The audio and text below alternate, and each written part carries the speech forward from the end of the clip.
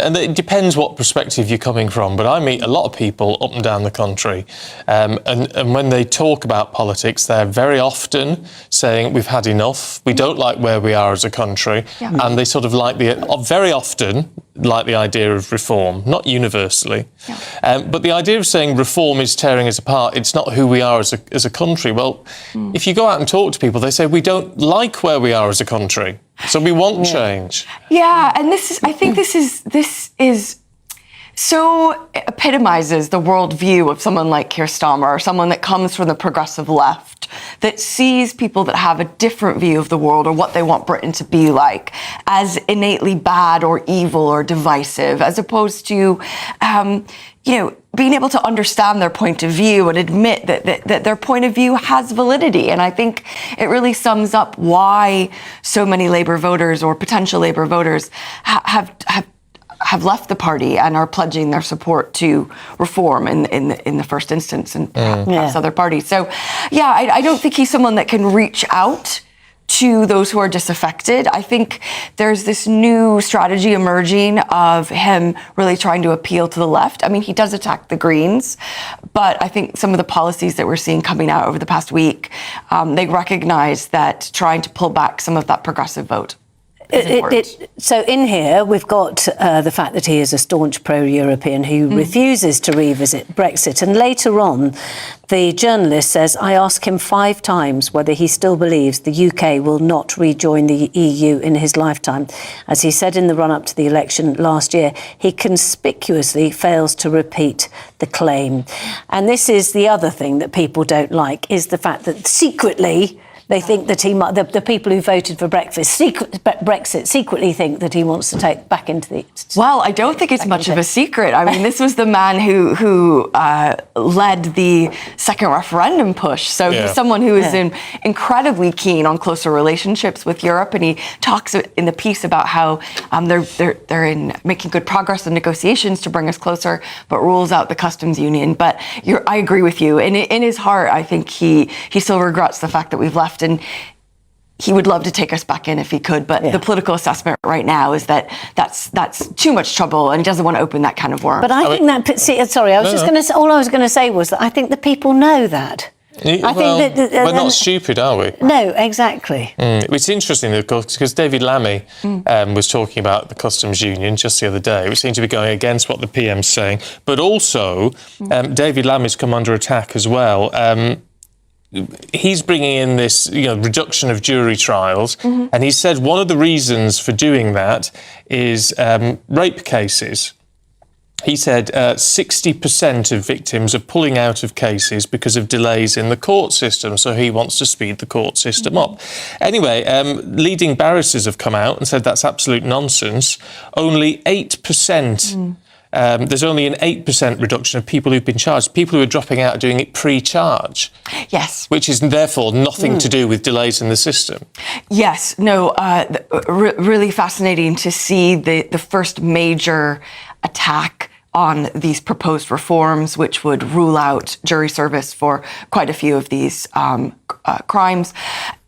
Yeah, I mean, if we look back at his the press statement and some of his interviews, I mean, he's right to say that 60% of rape cases don't, progress the whole way, and that there is a huge dropout rate. But as you say, when you look at the data in more detail, it shows the majority of these happen during the police investigation. They happen pre-charge, and only 8% happen post-charge.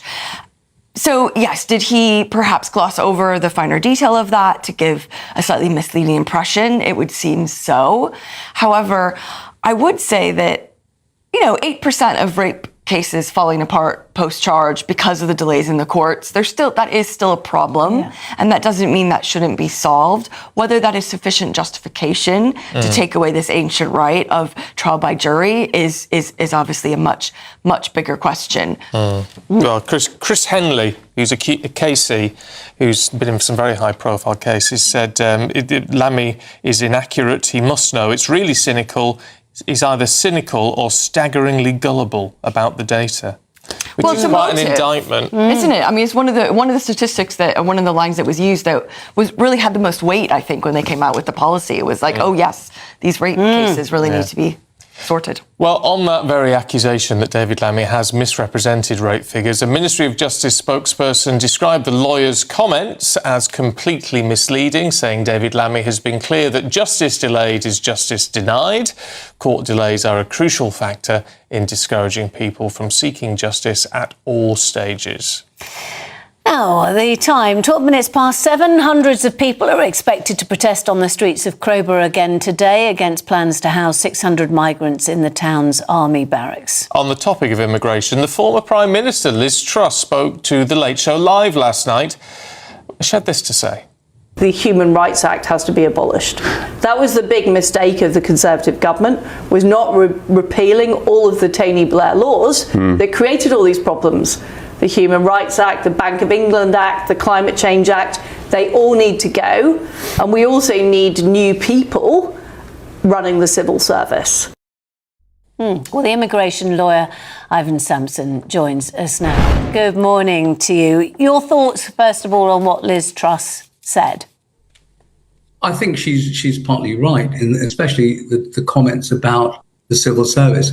The civil service and the ministers have to work as a team. That didn't happen under the Conservatives, and it's certainly not happening under Labour, and certainly the Home Office, where you're getting civil servant masters, policies or administration of the systems not effective. So I think something has to change the way the civil service is run. Yeah, but there's no real solution to all of this at the moment, is there? I mean, even when the government looks at all the issues, I mean, surrounding issues like Crowborough and all the hotel migrants and all these issues, all the government is really saying on this is, well, we need to get people out of hotels into other accommodation, which doesn't solve the problem, is it? I mean, it's moving the deck chairs on the Titanic rather than actually solving the leak.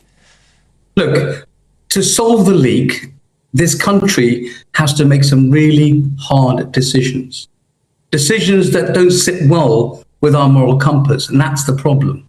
So 4 things: repeal the Human Rights Act, withdraw from the European Convention on Human Rights, withdraw from the 2 treaties that oblige us to rescue people at sea, SOLAS and UNCLOS, and then tow the boats back. I mean, we're not going to do that, are we? But that's what Australia did, and that's what solved the problem. We can't rely on the French. We can't secure our borders. We're treaty bound to rescue people from the Channel, which is right. I mean, you can't let people drown. But so those tough decisions that need to be made won't be made. The way round it is to have a treaty, a legally enforceable treaty with the European Union itself, to force them to stop people setting off. The only people that can stop it are the French. We can't do it. We can't possibly monitor and secure the French side.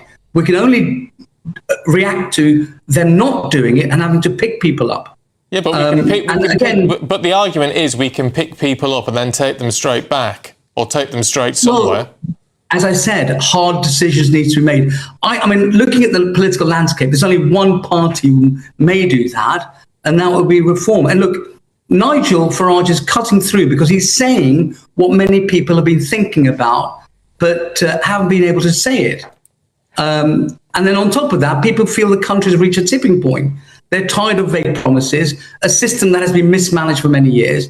And I think communities like the ones in Scotland feel that decisions are being imposed on them without proper consultation. Look, I feel for them.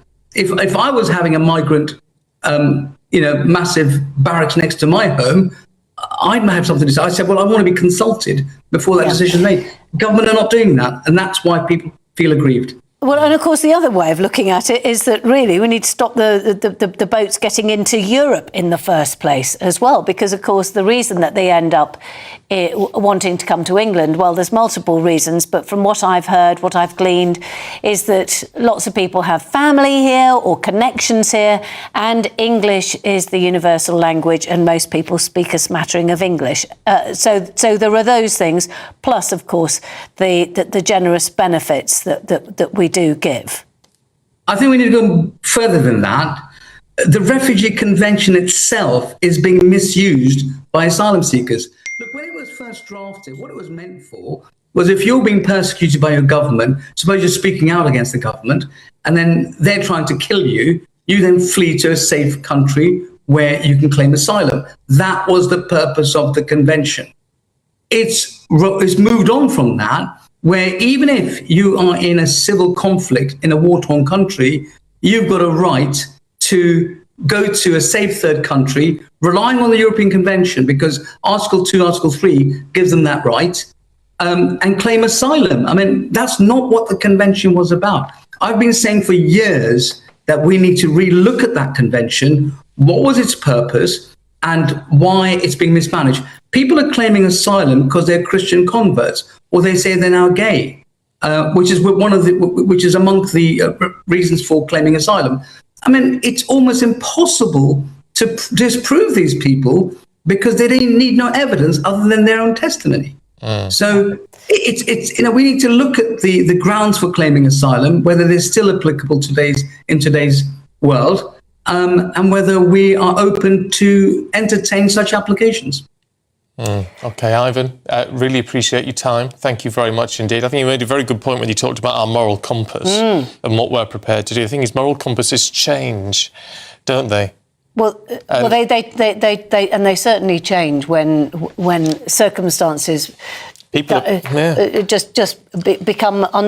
looks like they become untenable. Yeah, people have had enough now, and therefore they're prepared to do more. Yeah, which on a harder line. A Home Office spokesperson said, "We are furious at the level of illegal migrants and asylum hotels in this country. Public safety remains our first priority. We're working closely with local authorities, property partners and the local community as we transition away from using hotels."